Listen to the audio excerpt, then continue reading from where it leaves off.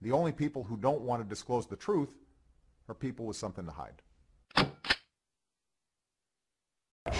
But he's the one who's blocking it. I mean, we can't find these survivors. I'd love to interview the survivors, but the administration is doing everything it can to hide them. They're dispersing them around the country. And of course, you know, the CNN report shows that even CIA operatives who were there are getting intimidated from above. Including changing names, creating aliases. So you stop and think, what things are most calculated to get at the truth? Talk to people with firsthand knowledge.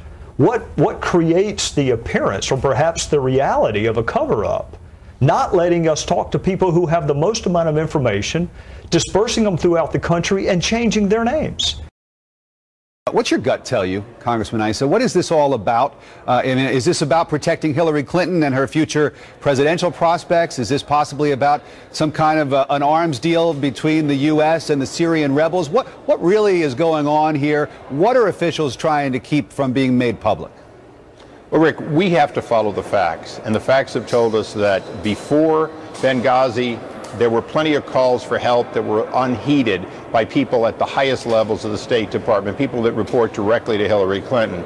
During the attack, they did not call on our friends and allies to bring aid. And as you know, there were agency individuals with guns there, some of whom were used, some of whom weren't, but none of whom were used quickly and decisively.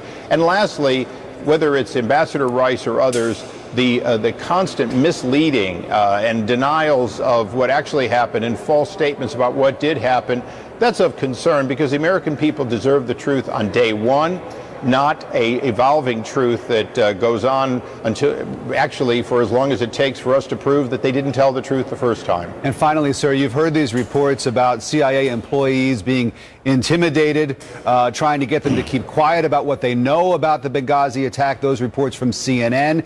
Have your investigators been able to uncover anything on that?